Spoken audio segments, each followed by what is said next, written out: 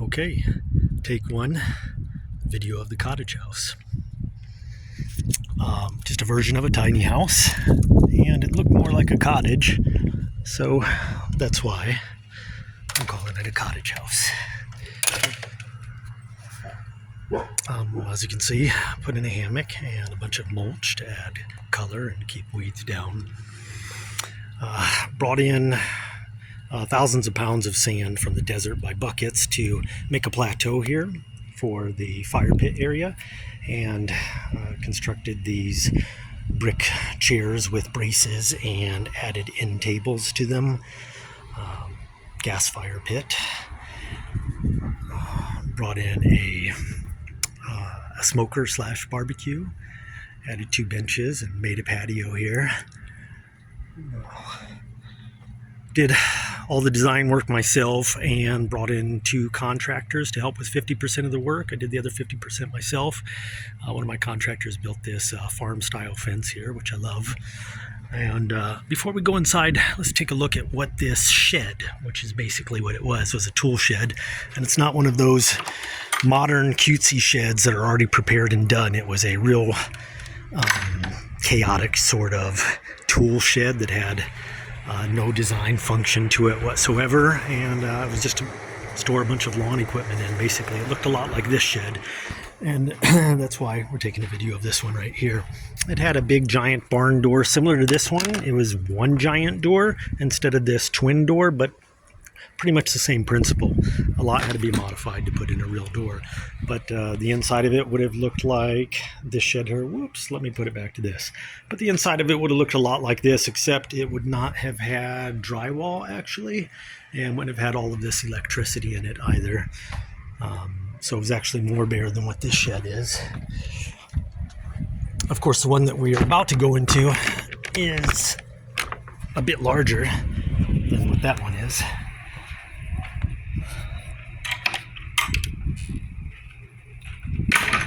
I forgot to mention, over here, I put up a projector screen. Might as well go ahead and pull that down just a little bit. All right.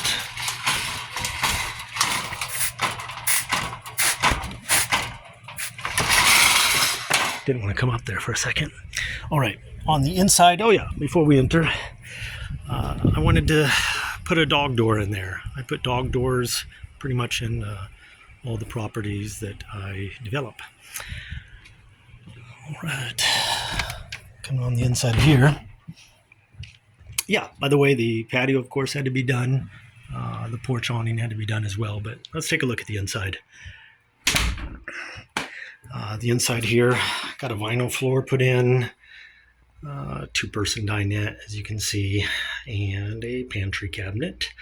And there's this 1-burner stove with backsplash over here, and that up there, that's for me. I won't talk about that right now. We do have an air conditioner in there. I have a light with a dimmer on it, and the breaker box there, which is a total of 40 amps. And I want to talk about that for a second. Being at 40 amps in the average 1-bedroom apartment or studio is, well, average apartment is about 100 to 200 amps of service, and this is 40 amps of service, making it on average about 1/4 the amount of energy use as a standard apartment. So it's very energy efficient. Let's see here. Yes, over on this side, made the closet basically attached to the wall there, with hangers and a space for luggage right here, which is your standard luggage that you would take on an aircraft that you would store down below, and then measured that one to fit your carry-on luggage up there. In this case, you can see I turned it into a shoe rack. But let's go on downward. Down here, I built this projector box. Pretty much all the design work in here I did myself, of course. Built this projector box in 2 days, and it's actually 2 things. It's, well, 3 things. It stores the projector, and it works as a projector stand out there, because it has leveling toes on it, and then you can see I ran the wiring through the inside there, and you can set the projector on top. And it also works as a this little top here, which of course is an end table, but that top comes off and you could use that as a lap table. You can put your laptop on or your dinner tray, anything like that. So it fits it perfectly. Extended the pantry with these little side tables right here to give more storage space. A tiny house, you need as much space as you can get. Got this little desktop lap table here, which also, by the way, slides right over here if you want some extra counter space. Put in this, what was initially a bathroom sink, turned it into a hybrid sink, carved out the hole a little bit larger in the tile top here, put in a kitchen sink, a kitchen faucet that is, so it has an extender on it, and got it measured out to where it comes to each of the ends here and doesn't spill, so there's no accidents where you'll go onto the counter. That reaches his end there. Put in a round mirror for function since everything is so square in here. A little bit of shape change, I think, helped with the interior decor a bit. And then built on this extender right here to give the countertop more space. And you can, of course, you can actually take this dish rack right here and you can store it up here so that you have even more counter space. But basically, what I've got here with this drying rack is I've added another sink basin up here, basically attaching it to the wall. So essentially you can put all your dirty dishes in here and not worry about it and still leave your kitchen sink area clean and functional. But once you've got your dirty dishes out here, what I like to do is just take a spray style and I spray this all over the dishes. It says watermelon scent, I think is what it says over there. It does not smell like watermelon. That's false advertising. But it does smell good, and it keeps the bad odor away from the dishes for those of you who like to leave your dishes in the sink for a while before washing them. Down here, so basically what you do is your dirty dishes, you can wash them in the sink, then you can dry them right here in the drying rack, and then you can store them right there immediately beneath the sink. And the spoons and forks and stuff are in this drawer right here. So it's a hybrid sink, so you're going to have this little hose back there that's giving me a problem that I have to set. Oh, that's funny. But anyways, I'll fix that. What do we have up here? Yes. Okay. So this cabinet that I built on here and added an 18-inch tile and then had to level it up to match everything over here. Don't you love those mugs? They say all you need is love and coffee. I would actually say all you need is coffee, really, but I guess that's debatable. Anyways, come up here and, or if you don't need one, you don't need the other. Anyways, up here what I've done is I took this cabinet is not just for storage. There's a water heater underneath there. It's a point of use water heater so that you get instant hot water, 6 gallons. But what I did was I ran the wiring up and encased it in this hose right here to get it to the second level and plug it at the top there. And the reason why I did that is to distribute all of the electrical load as evenly as possible throughout the house so that we didn't get any circuits that blew, any breakers that tripped. And I haven't had anything. I've had all the equipment on here all at once. And this is a lot more than a hotel. Obviously, it does not have as much as a house does, but it has much more than a hotel has. So you have the one burner stove and you have the microwave, so you can steam things in there. You can even cook pasta or whatever. And so you can actually use those as two functional burners because you use glass dishes, put them in the microwave, and you can create the same sort of use there.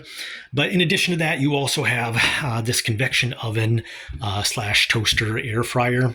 And this is a story. Again, I'm running on 40 amps, and most convection ovens of a large size require about 1800 watts, up to 1875, I believe. And that's a tremendous amount of power usage. So when you have that much wattage, it's actually using the entire 15 amp outlet, even though it's a 20 amp circuit. It's using the entire 15 amp outlet. And so I found this one, searched for 2 years. It's the only one I could find, and it only uses about 750 watts of energy. So it's about 6 amps that it's using instead of a full 15 amps. Which is perfect. So I get that, and I've got this large water heater running on the same circuit, and you got all of that equipment there running on a different circuit. Most spaces this size, like hotel rooms and stuff like that, even your apartments can have very minimal circuitry. The living room and the kitchen can be operating sometimes on the same circuit, and that's kind of dangerous actually, but that's part of the code. So I went way beyond the code when I built this place. And we can functionally operate everything in here all at once, including the air conditioner or a heater, microwave, stove, convection oven, everything, and you're not going to have a problem at all. And you're going to be using less energy than what you would in an apartment with reduced circuitry and higher energy use. Anyways, up here I have the loft that was built. Before I should build the loft. Okay, let's talk about the ladder. This rolling style library ladder is what I made here. Not enough space to back up. But this rolling style library ladder is something I always wanted, although I envisioned that I would use it for an actual library. In this case, I've used it to reach the loft. And up top, which I guess, let me set this down for a little bit and we'll go up top. And then finally I'll show the bathroom. All right, so I'll set this here for a second and I'm gonna operate the ladder. Take off my shoes. All right, so here we go. Roll the ladder aside, set the wheel locks, and we will ascend the ladder and talk about what I call the belly dancing lounge up here. No belly dancing, but not tall enough, but it's certainly wide enough. Anyways, you have this one, let me back down for a little bit. Okay, let's talk about the storage first. When I built the guardrail and the storage, I created a slide-in storage right there. So you just throw your suitcases from the ladder right there. And there's a storage shelf up above it with a little anti-tip bar. And then on the other side, I have a storage cubby with a dog bed in it. And on this side, I have his and her storage. You can see it's mounted all the way up on that side. And once we go up there, you'll see the inside of those storage. From over here, you can see a ceiling fan on this side with the air vent that I put up there, and another similar air vent on this side that closes and opens as you need it, another ceiling fan with light, and all that helps to distribute the air pretty good, and it stays pretty cool in here. It's gotten the other day up to 112 degrees outside here in the desert, and with this little small air conditioner that only uses 400 watts, and those recirculating fans, it actually stayed pretty cool up there for sleeping. It was really nice, actually. All right, let's ascend the ladder. And I'm again going to set this down as I remove this front guardrail. It's the only removable guardrail because that's where you climb onto the bedding area from. So we'll remove this. Set it over here. All right.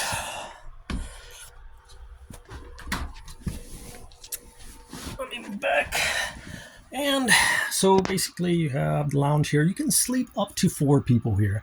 You can put 2 adults on each side. I would say smaller adults, not too large adults, but you can fit 2 adults and 2 children, for example, up here. And if I move around, here is the 2 cubbies that I was talking about, his and her. And right now you can see I've got the blankets stored in there, or the comforters rather.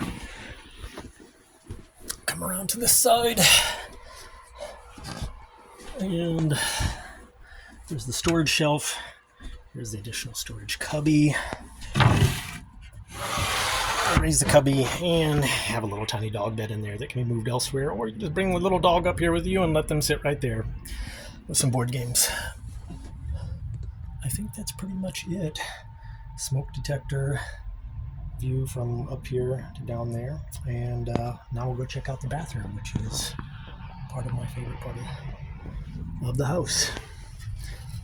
All right, again, setting this down for a second.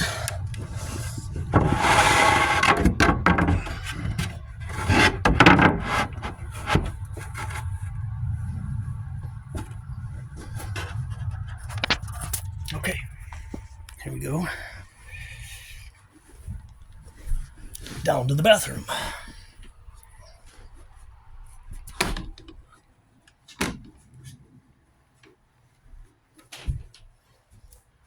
All right, as we are going to the bathroom here,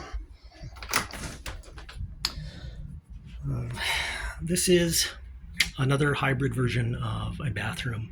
It's an outdoor bathroom, but as you can see, it's directly attached. So there's three special things about this outdoor bathroom that you don't get in a standard outdoor bathroom. And in fact, I don't think I've seen any, but this one is special in three kinds of ways. One is because it's attached, and the second reason is it has actual indoor plumbing. I shouldn't call it indoor plumbing, but because it is outdoor, but full plumbing. Let's call it that.